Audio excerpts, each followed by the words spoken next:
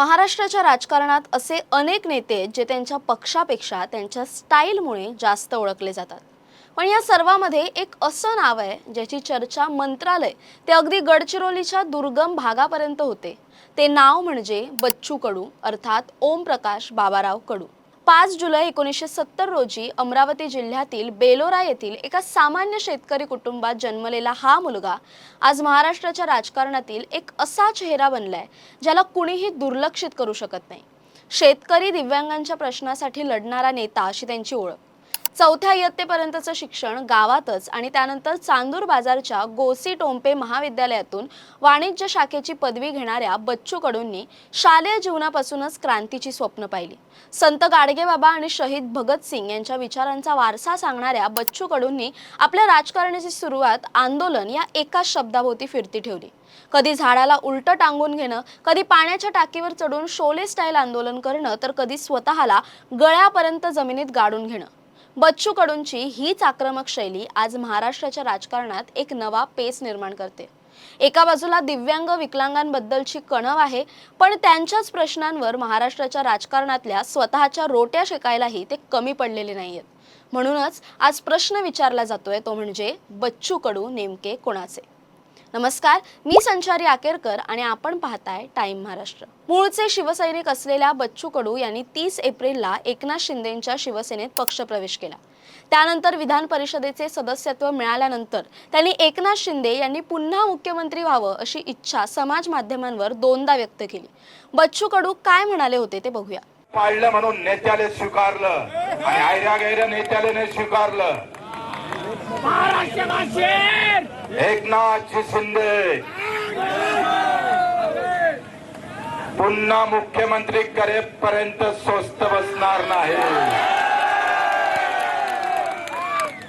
हा भगवा आम्ही खांद्यावर टाकला, पण मुख्यमंत्री आम्हाला शिंदे साहेब पाहिजे। रात्री सुद्धा 2 वाजता दार उघडून उभा राहत। आम्हाला असं वाटतं का मुख्य शिंदे साहेब जे रात्री 2 वाजता दरवाजा उघडतय, सामान्य माणसाच्या प्रति असणाऱ्या भावना ज्या खऱ्या अर्थानं ज्या पद्धतीच्या आहे तशा ताकदीचा मुख्यमंत्री व्हावा हे सगळ्यालाच वाटतं। मला एकट्यालाच नाही वाटत।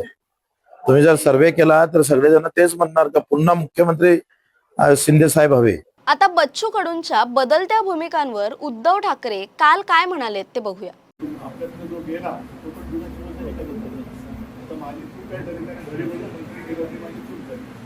ठीक आहे, तरी जे दोघांपाई गेले जाऊ द्या, लढणारे माझ्यासोबत आहेत त्याच्यावर तुम्हाला। आता आपण ऐकलं की बच्चू कडूंना मंत्रिपद देऊन मी चूक केली असं उद्धव ठाकरे म्हणतायत। पण उद्धव ठाकरे असं का म्हणालेत हे जाणून घेण्यासाठी आपल्याला त्यांचा राजकीय प्रवास पाहावा लागेल। बच्चू कडू यांचा राजकीय प्रवास तसा जुना आहे। सुरुवातीच्या काळात ते कट्टर शिवसैनिक होते।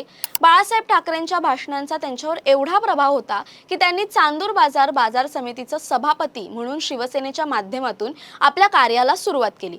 सभापती असताना त्यांनी शौचालय घोटाळा उघडकीस आणला, ज्याने संपूर्ण जिल्ह्यात खळबळ माजवली होती। मात्र त्यांचे आणि शिवसेनेचे नाते फार काळ टिकू शकले नाही।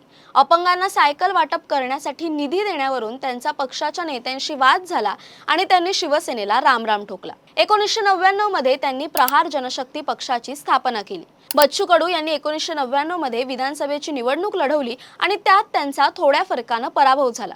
2004 साली लोकसभेची निवडणूकही त्यांनी लढवली आणि याही वेळेस त्यांना पराभवाचा सामना करावा लागला। त्यानंतर काही महिन्यांनी आलेल्या विधानसभा निवडणुकीत मात्र त्यांनी बाजी मारली। 2004 पासून सलग 4 वेळा अचलपूर मतदारसंघातून अपक्ष म्हणून निवडून येण्याची किमया त्यांनी साधली। 2004 मध्ये त्यांनी काँग्रेसच्या उमेदवार वसुधाताई देशमुख यांचा 5386 मतांच्या फरकाने पराभव केला होता। 2009 मध्ये काँग्रेसच्याच उमेदवार वसुधाताई देशमुख यांचाच 5743 मतांच्या फरकाने पराभव केला। 2014 मध्ये भाजपच्या अशोक बनसोड यांचा 10170 मतांच्या फरकाने पराभव केला। 2019 मध्ये काँग्रेसचे अनिरुद्ध देशमुख यांचा 8396 मतांनी पराभव केला। लोकप्रियता आणि मुत्सद्देगिरी यांचा एक अजब संगम त्यांच्या व्यक्तिमत्वात आपल्याला पाहायला मिळतो। 2024 मध्ये मात्र त्यांना पराभवाचा सामना करावा लागला। त्यांचा प्रहार जनशक्ती हा पक्ष शेतकऱ्यांसाठी दिव्यांगांसाठी काम करण्यासाठी ओळखला जातो। एकीकडे ते सरकारी अधिकाऱ्याला थप्पड मारून किंवा मंत्र्यांच्या घरावर चावम्याव आंदोलन करून लोकांची मनं जिंकतात, तर दुसरीकडे विधानसभेत अत्यंत चाणाक्षपणे सत्तेच्या समीकरणात स्वतःची जागा पक्की करताना सुद्धा ते आपल्याला पाहायला मिळालेत। आमदार म्हणून जेव्हा ते निवडून आले होते तेव्हापासून ज्यांचं सरकार आहे त्यांच्यासोबत ते जाताना दिसले। 2014 मध्ये ते भाजपच्या जवळ गेले, 2019 ला उद्धव ठाकरेंच्या जवळ गेले, पण जेव्हा उद्धव ठाकरेंचं आसन डळमळीत होतंय हे त्यांच्या लक्षात आलं तेव्हा ते एका क्षणात शिंदे गटात सामील झाले। बच्चू कडूंची खरी ओळख त्यांच्या अभिनव आंदोलनांमुळे निर्माण झाली। शेतकऱ्यांच्या कर्जमाफीसाठी त्यांनी नागपूर अधिवेशनात पाण्याच्या टाकीवर चढून जे शोले स्टाईल आंदोलन केलं त्याने तत्कालीन सरकारला हादरवून सोडलं होतं। इतकंच नाही तर अमरावतीतील प्रसिद्ध बहिरम यात्रेतील तमाशा आणि देहविक्रीचा व्यवसाय बंद पाडण्यासाठी त्यांनी दिलेला लढा असो किंवा आदिवासींना वनपट्टे मिळावे म्हणून अधिकाऱ्याच्या घरात साप सोडा असा दिलेला इशारा असो, बच्चू कडू नेहमीच चर्चेत राहिले। 2017 मध्ये त्यांनी नागपूर ते थेट पंतप्रधान मोदींच्या वडनगर पर्यंत काढलेली आसूड यात्रा ही त्यांच्या राजकीय आयुष्यातील एक मैलाचा दगड ठरली। गुजरातच्या सीमेवर अडवल्यानंतरही वेषांतर करून त्यांनी वडनगर मध्ये प्रवेश मिळवला आणि तिथे जाऊन रक्तदान केलं। शेतकऱ्यांचं रक्त घ्या पण जीव घेऊ नका हा त्यांचा संदेश संपूर्ण देशात पोहोचला। 700 आत्महत्याग्रस्त शेतकरी कुटुंबांची आणि त्यांच्या मुलांच्या शिक्षणाची जबाबदारी पेलणारा हा नेता स्वतःला नेहमी शेतकरी आणि दिव्यांगांचा कैवारी म्हणून सादर करतो आणि जनताही त्यांच्या या भूमिकेला मनापासून दाद देते। पण याच शेतकऱ्यांच्या आणि दिव्यांगांच्या नेत्याची राजकीय भूमिका बदललेली पाहून अनेकांनी त्यांच्या या भूमिकेवर प्रश्नचिन्ह निर्माण केलं।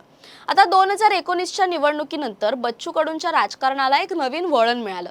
उद्धव ठाकरेंच्या महाविकास आघाडी सरकारला त्यांनी पाठिंबा दिला आणि शिवसेनेच्या कोट्यातून त्यांना राज्यमंत्रीपद मिळालं। जलसंपदा आणि लाभक्षेत्र विकास, शालेय शिक्षण, महिला व बाल विकास, इतर मागासवर्ग, सामाजिक व शैक्षणिक मागास प्रवर्ग, विमुक्त जाती, भटक्या जमाती आणि विशेष मागास प्रवर्ग कल्याण, कामगार या खात्यांच्या राज्यमंत्री पदाची शपथ त्यांनी 30 डिसेंबर 2019 ला घेतली।